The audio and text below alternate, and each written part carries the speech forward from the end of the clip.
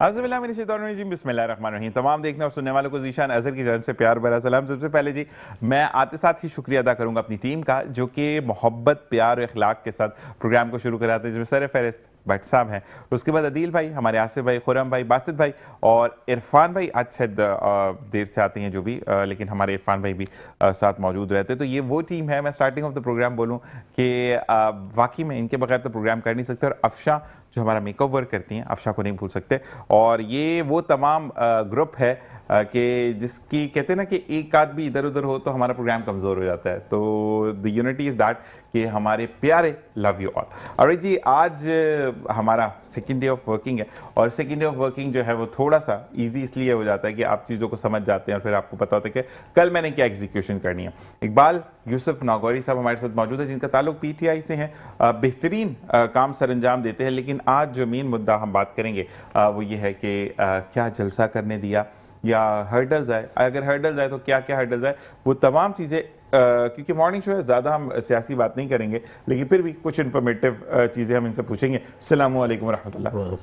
कैसे मिजाज है आपके? ठीक ठाक। बहुत बहुत शुक्रिया इनको आने के लिए। कल इनको बुलवाना था, लेकिन बेचारे बड़ी मोहब्बत से एक बात की, निशान भाई आज का दिन छोड़ दें, कल मैं आऊँगा। तो मोहब्बतों का बहुत शुक्रिया। शबीर शफकत भाई जो कि जेनेटिक्स में बोलते हैं, यानी जनरल बोलते हैं, और जो आपका core of the human living है उस पर बात करते हैं। अस्सलाम वालेकुम। वालेकुम। कैसे मिजाज हैं? खुदा का शुक्र, माशाल्लाह। इकबाल साहब सबसे पहले आपकी तरफ आते हैं। इकबाल यूसुफ नागौरी, जिसका दूसरा नाम पीटीआई भी है, जलसा करने दिया या नहीं?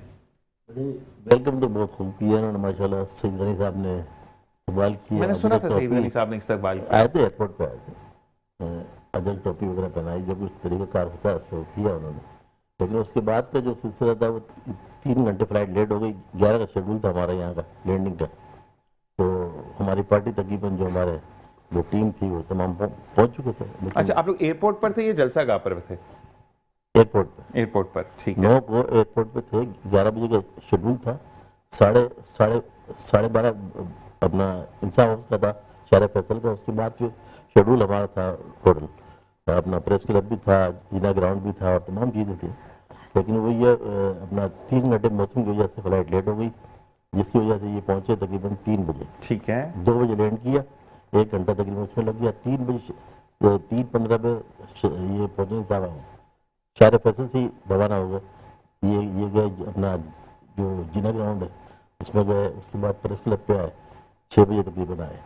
प्रेस क्लब के बाद फिर इन्होंने जो है वो स्ट्रीट मूवमेंट जो था उस पर गए, बंसोड़ वगैरह और तमाम चीज़ें और करते हुए, और तकरीबन पूरी रात जो है प्रोग्राम रहा हमारे वहाँ चला प्रोग्राम। क्योंकि हमारी विंग जो लेबर विंग है वो उसके कंट्रोल में था पूरा अपना जीना ग्राउंड, तो हमने कंट्रोल करना था, तो हम लोग वहाँ थे।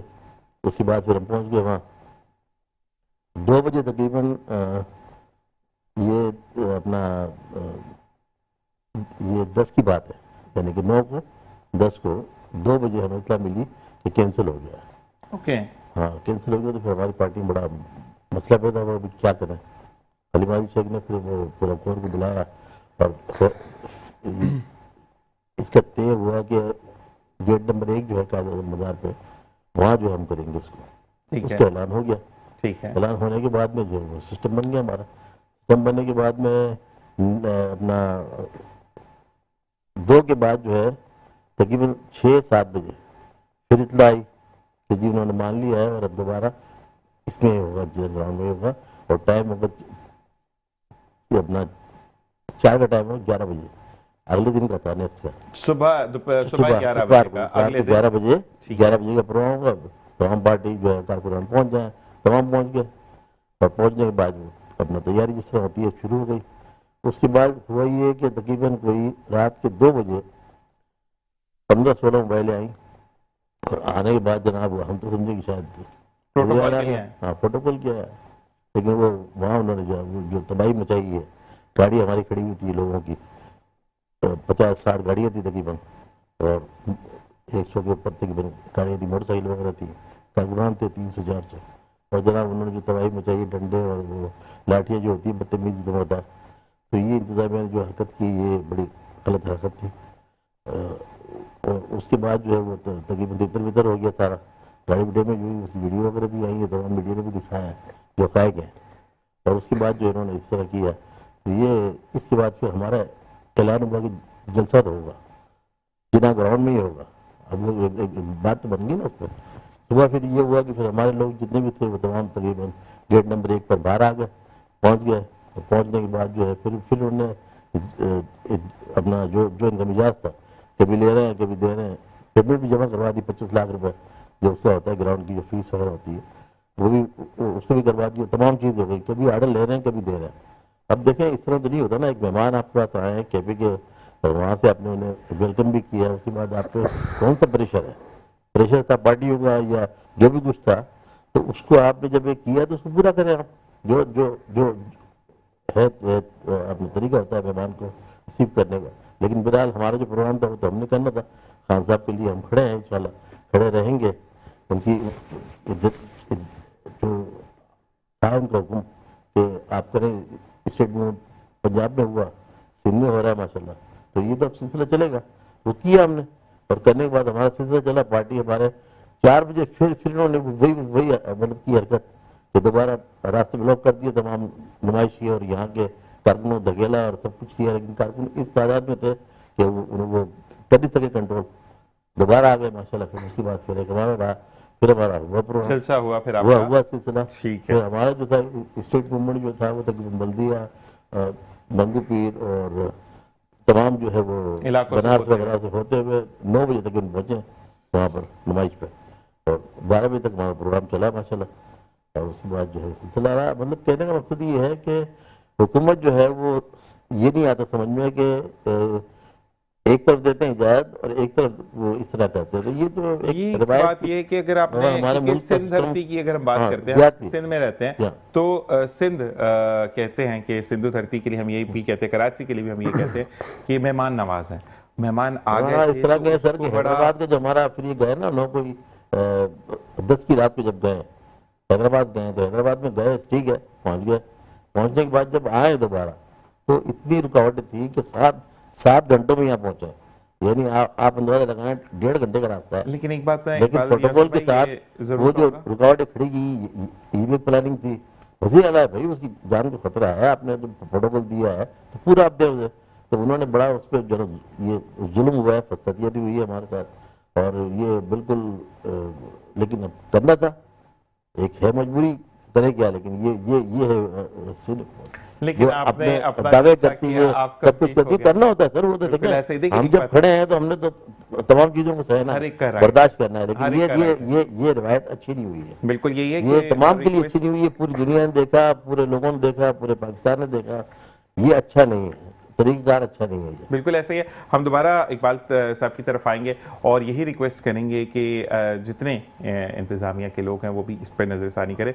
शबीर शफकत भाई, हम अगर बात करते हैं इंसानी ज़िंदगी की, क्योंकि जैसे कि अभी हमारे इकबाल यूसुफ भाई ने कहा कि ये सर्कमस्टांसेस हुए, लेकिन इसी के साथ साथ अगर हम कराची के मौसम की बात करें तो हमारे गवर्नमेंट हॉस्पिटल में इवन बुखार तोड़ने वाली दवाई भी मौजूद नहीं है, और ये रिपोर्ट्स आ रही हैं, अब कितनी हद तक सच है कितने हद तक नहीं है, लेकिन जो सोशल मीडिया पर चीज़ें कुछ गर्दिश कर रही हैं तो उसमें यह है कि जो चाइल्ड सेक्शन है उसके अंदर भी दवाइयों का बड़ा फुकदान है, और स्कूल्स को बंद नहीं किया जा रहा, बच्चों को सुबह बुलवाया जा रहा है। 9 बजे की इटसेल्फ भी ठंड होती है, बच्चा 8 बजे या 7:30 निकलेगा तो फिर 9 बजे पहुंचेगा, तो इस बारे में क्या कहेंगे आप?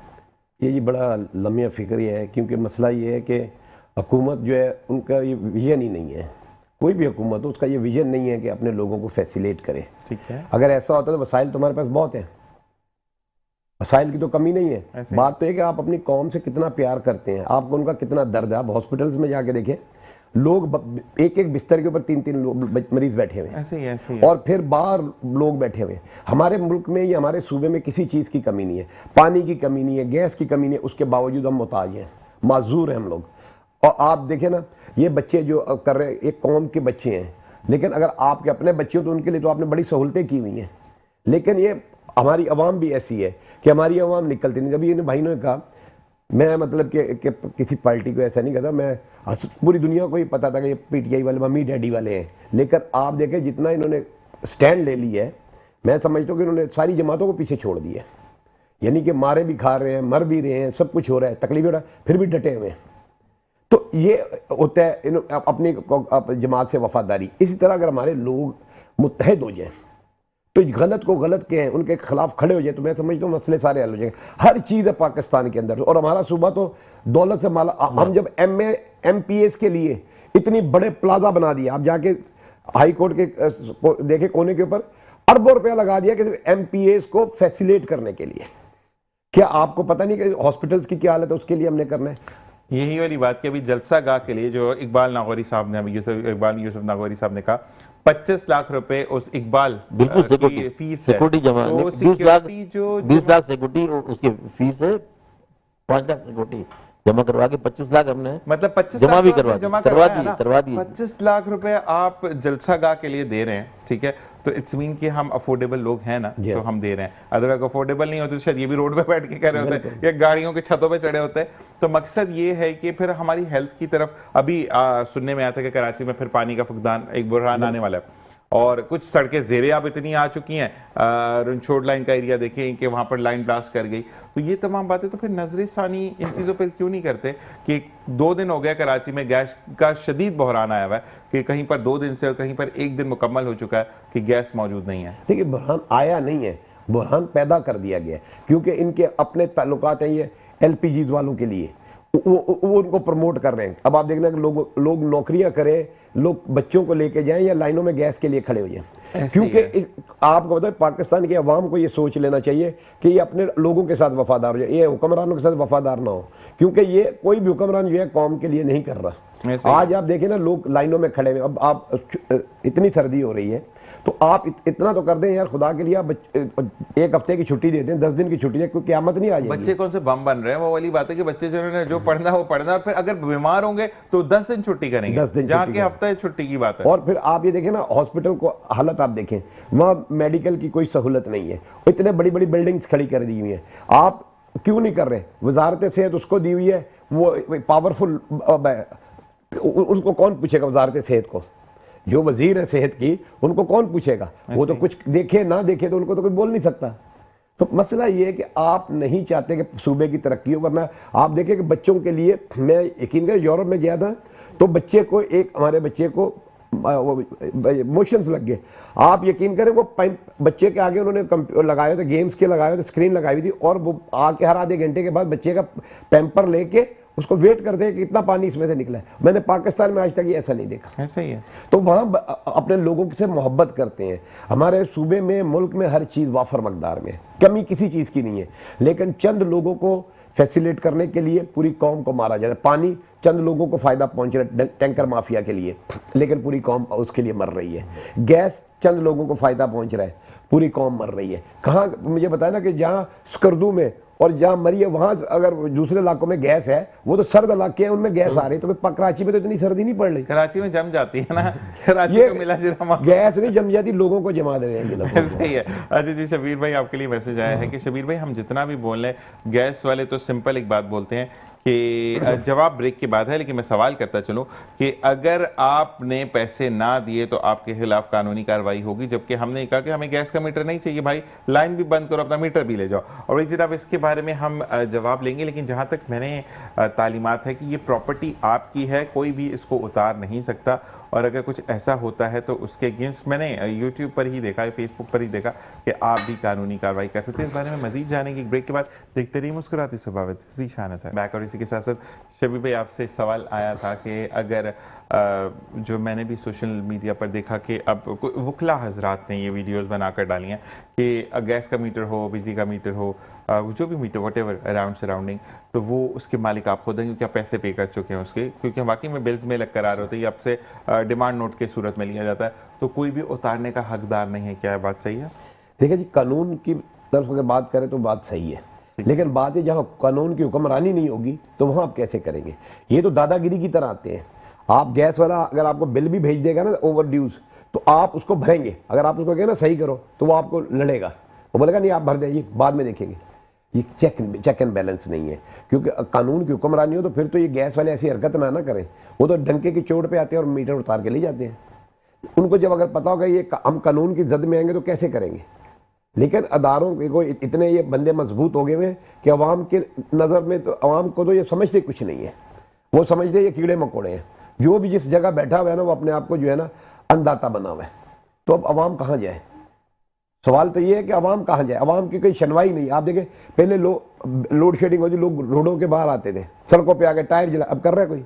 ऐसे ही है। उनको एक पता है कि हम अब निकलेंगे तो हम नहीं, लेकिन गिरफ्तार हो अब जाएंगे। जो सड़कों पे निकलते हैं उन पे भी लाठी चार्ज हो बस जाता है ना। ये तो मैंने खुद देखा था, आपका जो क्या कहते हैं खुदादाद कॉलोनी के जी पास अल्लाह वाला बिरयानी मशहूर, उसके जो चुरंगी बनी हुई है जहाँ पर आमिर लियाकत मरहूम का भी जो है वो स्टूडियो था, वहाँ पर बाहर लोगों ने एहतजाज किया, लेकिन उन पर लाठीचार्ज कर दिया गया। बेदरेग लाठीचार्ज किया। और आप ये अच्छा, वो लाठीचार्ज करने वाली जो पुलिस थी, उनसे भी मेरी से बात हुई, कहते यार हम के इलेक्ट्रिक के हाथों, उन्होंने अवाम के हुकूमत के हाथों नहीं कहा, उन्होंने कहा हम के इलेक्ट्रिक के हाथों मजबूर हैं।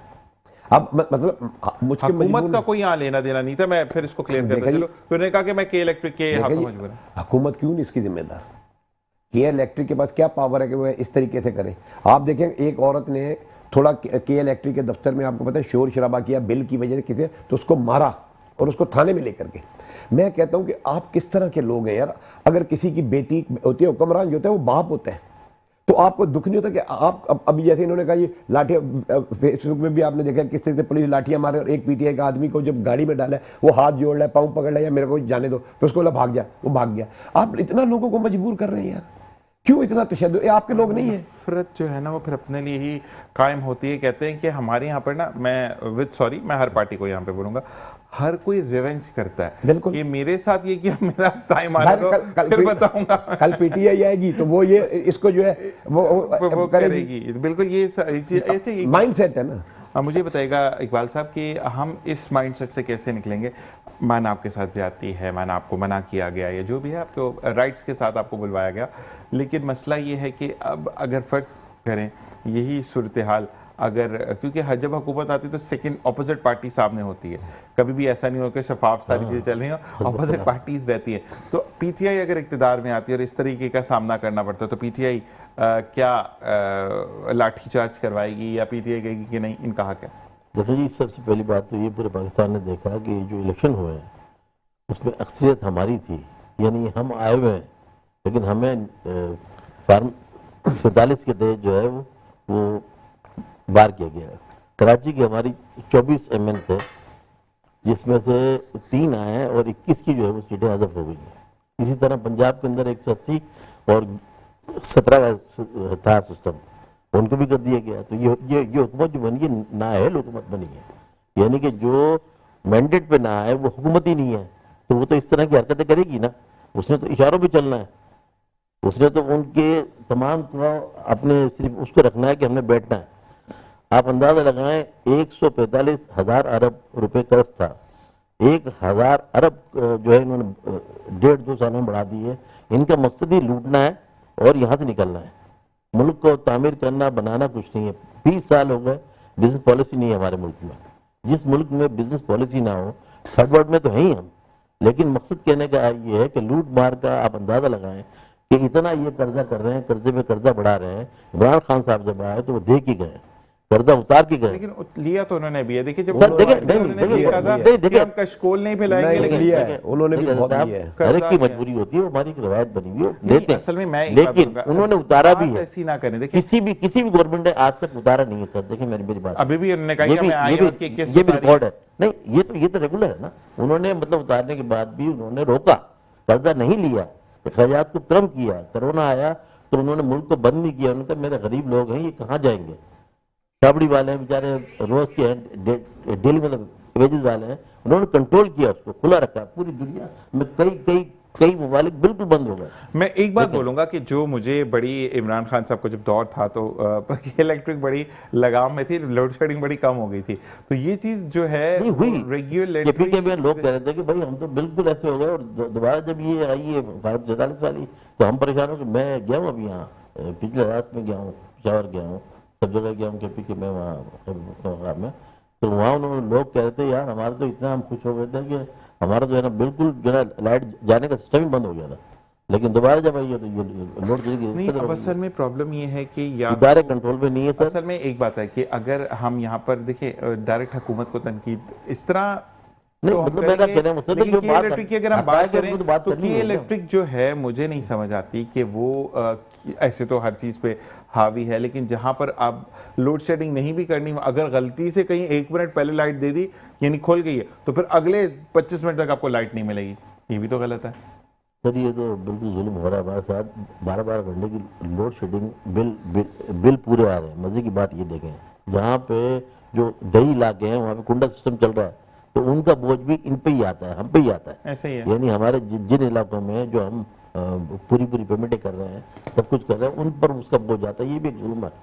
आप देखना 70% जो है तकरीबन जो है वो लोग जो बिल जो कर रहे हैं उसमें 30% जो चोरी कर रहे हैं वो भी उन पे आ रहा है। ऐसे जी ये जब कितना बड़ा जुल्म आप है क्या ये। कहेंगे इस बारे में? देखिए जी, मैं तो एक इतना जानता हूँ कि जो बंदा भी MNA MPA बनता है उसको किसी भी मतलब के बिजनेस के अंदर जो इस तरीके से नहीं, के इलेक्ट्रिक के अंदर जो है आपको भी पता है कि किन के हाथ में है ये, इसलिए के इलेक्ट्रिक जो बेलगाम हुआ है। सबको पता है कि के इलेक्ट्रिक में किस किस के शेयर है, किस किस का हिस्सा है, कौन कौन इसको चला रहा है, इसीलिए वो के इलेक्ट्रिक किसी को कुछ समझता नहीं है। जब आप इस तरीके से करेंगे तो मैं समझा फिर क्या होगा। जब चाइना कह रहा था कि हम आपको फिक्स कर दें, जब कश्मीर में हो गया, अस्करदों के अंदर, गिलगित के अंदर जो है आपने फिक्स कर दिए, तो यहाँ फिक्स करने में क्या मुश्किल है। इससे अंदाजा होता है कि आपको कौम से प्यार नहीं, आप खुद लोगों को कर रहे हैं। एक बंदे का बिल आप भेज देते, उसका 200 रुपये महीने का आ रहा है या 1000 आ रहा है, आप उसको 20,000 का भेज देंगे, वो कहाँ से भरेगा। और जब वो ठीक कराने जाते हैं तो आप बोलते हैं भर दे फिर देखेंगे। तो शनवाई कहाँ होगी। ये वफाकी या सूबाई मोतसब आल है, आप उनके पास चलिए, वो भी इन्हीं के एजेंट है। मैं आज आपको ऑन ईयर बता रहा हूँ, वो आप जाएंगे ना उनके पास, जी मेरे को 1 लाख का ज्यादा बिल भेज दिया, वो आपको पता क्या कहेंगे, चले हम आपको अदा करवा देते हैं के इलेक्ट्रिक से। ये क्या किया आपने। इससे अंदाजा होता है कि सब मिले हुए हैं। हम सूबाई मोतसब आला या वफाकी मोतसब आला से कोई फायदा नहीं है, किसी को रिलीफ नहीं मिले। कोई एक बंदे को रिलीफ मिली है मुझे बताएं, मैं खुद उसका विक्टिम हूँ। हम गए उधर, उन्होंने कहा ये आपका बिल जो बंदे के साथ में गया उस 2 लाख का था, उसको कह रहे हैं जी आप 1 लाख कर दें, भर दे, हम के इलेक्ट्रिक से आपका 1 लाख की कंपलसेशन दिला देते हैं। और भाई कंपलसेशन की मसला नहीं है, इंसाफ की बात है। मैं बिल्कुल इसमें मैं भी कहूँगा कि हम गए अपनी खाला के लिए, मेरी खाला के लिए हम बिल चेक करवाने गए। उन्होंने कहा कि आपका जो बिल है वो आ रहा है, उसमें वो एक इनका कोई पैकेज निकला था, 70% के इलेक्ट्रिक देगा, 30% आप देंगे। जब तमाम ड्यूज क्लियर हो गए तो उन्होंने कहा नहीं तो ये कुंडा पकड़ा गया, वो ड्यूज वापस आपको भरने हैं। मतलब पागल बनाने वाली है। घेर रहे हैं। मैं बता रहा हूँ, ईसा नगरी के अंदर एक क्रिश्चियन बंदे ने मुझे बताया कि मेरे पास ये बिल आया था 4 लाख का, उन्होंने कहा 70% भर दो तो हम आपको रिलीफ देंगे। 70% भरने के बाद माफ करने के बाद 30% भरा, उसके दूसरे महीने फिर आ गया।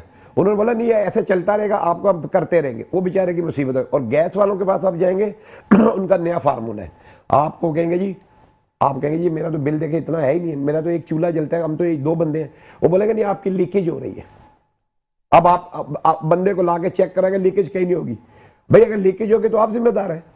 ये नया फार्मूला है। शफकत भाई यहाँ ब्रेक का कहा जा रहा है, मैं आपको अपने इलाके की बताता हूँ, अपने घर का विक्टिम हूँ।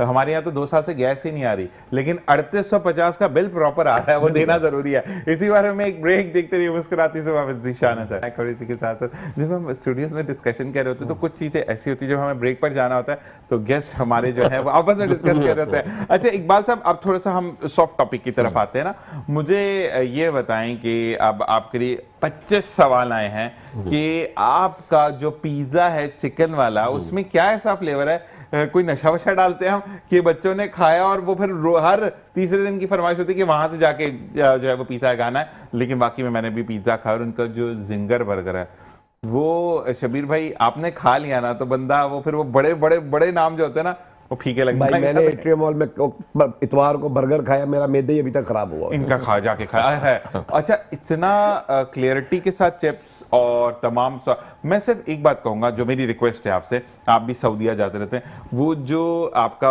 अलबेक की जो वो गार्लिक पेस्ट है ना वो बनाना सीख दें, वो बनाना शुरू कर दे तो मैं कहता हूँ मैं तो मस्टर्ड हमने बनाया है, लेकिन पता है हमारे यहाँ टेस्ट है ऐसे ही। हमारे यहाँ जो है वो अरब के टेस्ट में, सऊदी अरब के टेस्ट में और हमारे टेस्ट में बहुत ज्यादा फर्क है। नहीं वैसे उनका खाना है उनका जो है ना वो असल में लाल लाल जो मिर्च को तो फिल बिल्कुल पसंद ही नहीं करते, वो वहाँ? तो कहते हैं ये जहर है। वहाँ ना वो तो हाँ, वो ब्लैक काली पेपर मिर्चों को को या व्हाइट काली मिर्चों को यूज करते हैं बिल्कुल। काली मिर्च को करते हैं, तो लाइट खाना उनका होता है, एक अजीब सा मजा आता है। अगर हम यहाँ करते हैं ना तो लोग पसंद नहीं करेंगे। नहीं मैं वैसे Problem ही कह रहा हूँ, मैं वैसे कह रहा हूँ, अपना आप लेकिन कहने वाला है। अच्छा लेकिन मुझे हर एक का बताइए अपना टेस्ट आपके है। फ्लेवर में मतलब ये आपने खुद इन्वेंट किया है जी हमने या आपका कोई शेफ है जिसने रेसिपी सेफ है हमारे पास। देखिए ये अपना इस वक्त पिज्जा हट जो ना फर्स्ट है, उसके बाद में तकरीबन 16-18 पिज्जा है, 16-18 उसमें अपना ये क्या नाम है उसका? नाम नहीं ले सकते ना, ब्रांडिंग हो जाएगी। ब्रांडिंग हो हाँ, जाएगी, ब्रांडिंग हो जाएगी। नहीं तो लेकिन मैं एक बात वो बोलूं, जो मैंने हम जो कर रहे हैं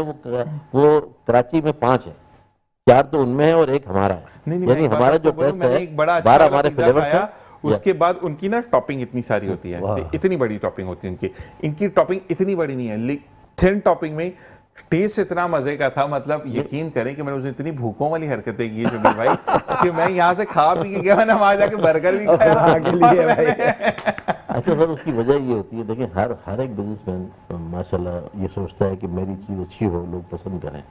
मेरा एक तजर्बा रहा कि मैंने 5 साल 1996 से 2001 तक मेरा कॉन्ट्रैक्ट था मरी के अंदर, हिल पे, यानी मरी? हाँ मरी में।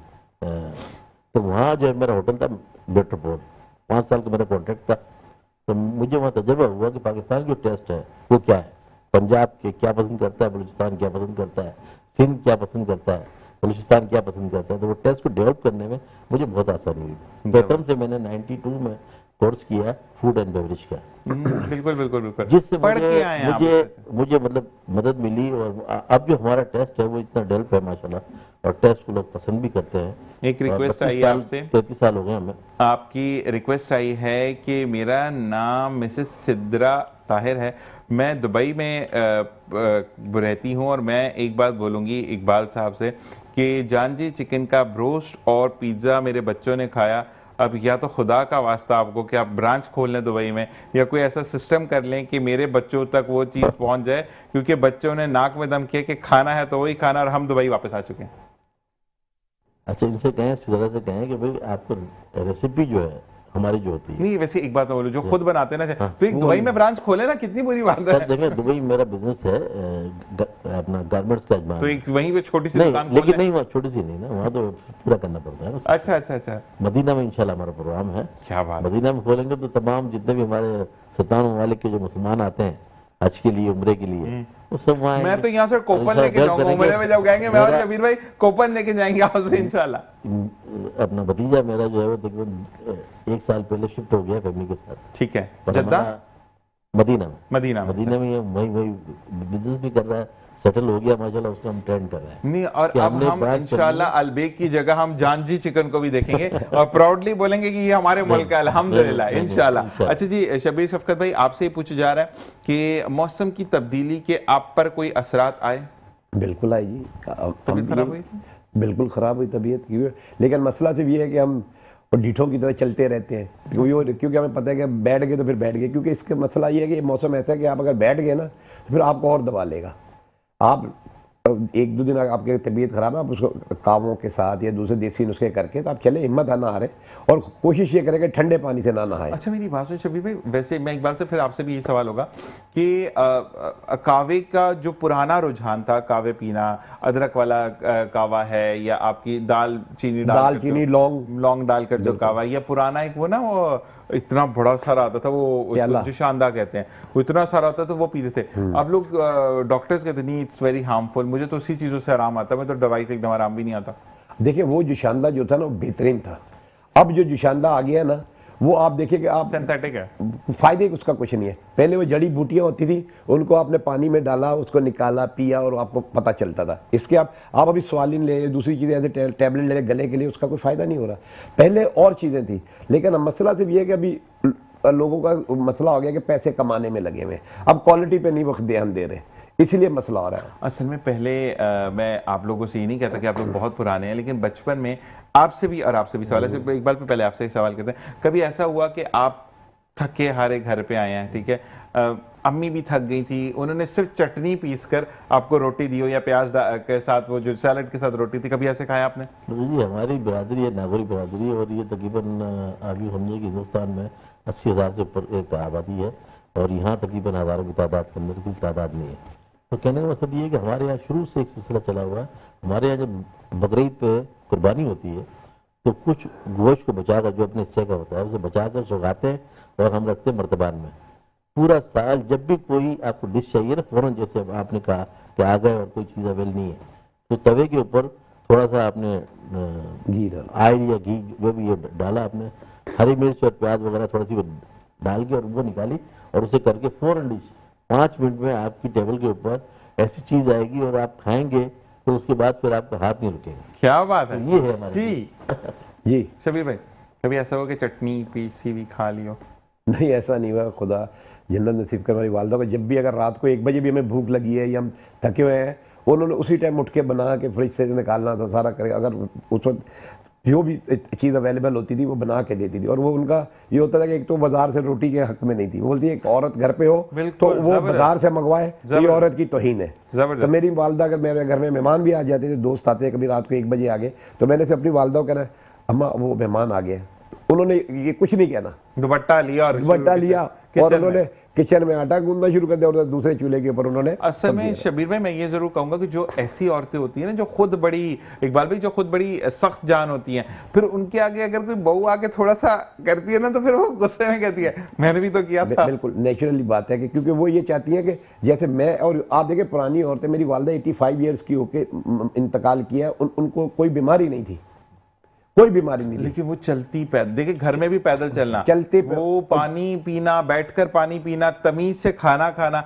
अच्छा, सबसे बेहतरीन, मैंने उस दिन एक नुस्खा पढ़ा था, किसी ने लिखा था कि मुझे ना जवान रहने का नुस्खा जानना है कि मैं फॉर एवर जवान रहूं, तो उन्होंने कहा कि पानी 3 सांसों में पिए, बैठ कर पिए और निवाले को प्रॉपर चबा कर, होता है ना एक मुंह में डाला निवाला और फिर निगल लिया, नहीं, प्रॉपर उसको चबा कर, उसको कहते हैं ना उसका कीमा बनाकर जब आप खाते हैं तो आपको बहुत सारी बीमारियों से वो दूर रखता है। देखिए जी, मैदा कराची में तो ख़ास तौर से कराची में लोगों का मैदा बहुत ख़राब है, मुझ समेत सबको।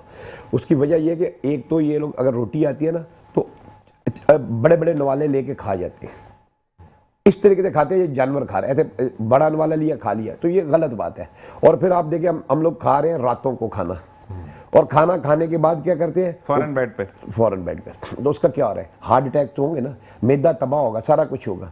तो आज भी पंजाब में लोग देखो दोपहर को शादियां करते हैं और फिर उधर अगर वो बिरयानी खाते हैं तो उसके बाद वो पूरा प्याला दही का खा जाते हैं, हम उसके ऊपर कोल्ड ड्रिंक पीते हैं। नाश्ते में भी यही है हमारा, तो हमारा दही खत्म है, हाँ, हमारे पास दही नहीं है, हम क्या करते हैं कोल्ड ड्रिंक पियेंगे खाने के बाद बिरयानी, एक तो वो तजाबियत पैदा करते और ये जब पी लेते और मुसीबत आ जाती है। अच्छा, अब आजकल क्या फैशन ट्रेंड है, पहले ये कहा जाता था कि मेरा बच्चा असली घी की रोटी खाता है, पराठा खाता है, अंडा खाता है। अब बच्चों से पूछो, जब तक सुबह उठ के वो फिजी ड्रिंक ना पिए ना या सॉफ्ट ड्रिंक ना पिए, हमारा तो नाश्ता ही नहीं होता। तो यही चीजें, यही बातें जो है वो जिंदगी को बहरान की तरफ लेकर जाती है। जिंदगी को आप लोगों को देखें ना, बेचैनी और अदम बर्दाश्त आ रहा है, ऐसे ही है, हर बंदा एग्रेसिव हो रहा है, आप किसी थोड़ी सी बात करें वो आपको मारने लग जाएगा। हार्मोनल डेफिशिएंसीज आ रही है ना, हार्मोन्स को देखिए, हमारे यहाँ पर ना हार्मोन्स को नेगेटिव फॉर्म में लेके जाते हैं। आपके अगर हार्मोन्स कंट्रोल में नहीं है तो आपका गुस्सा कंट्रोल नहीं होता है। आपको कहते हैं ना, जज्बात पर काबू तभी आता है जब आप हार्मोनल चेंजेस को बेहतरीन अंदाज में करते हैं। और इसी के साथ शबीर, इकबाल भाई आप हमें नेक्स्ट पे भी ज्वाइन करेंगे। आप शबीर भाई बहुत बहुत शुक्रिया कि आपने हमें टाइम दिया। और जाते जाते क्या एक नोट देंगे? बस जी, मैं तो यही कहूँगा कि अपने हुक्मरानों के लिए दुआ करें कि खुदा जो है मौजज़ा करे, इनके अंदर रहम दिली आए और अपनी कौम से मोहब्बत आए, कौम की तकलीफ़ों को जाने, ताकि पाकिस्तान की अवाम जो है इस तकलीफ से, बेरोज़गारी से, बीमारियों से निकल आए। आमीन आमीन। शबीर भाई बहुत बहुत शुक्रिया कि जब भी आप आते हैं बहुत अच्छा मैसेज देते हैं। और इसके साथ एक ब्रेक के बाद आपको दोबारा ज्वाइन करेंगे। देखते रहिए मुस्कुराती से बावित। जी शान है सर।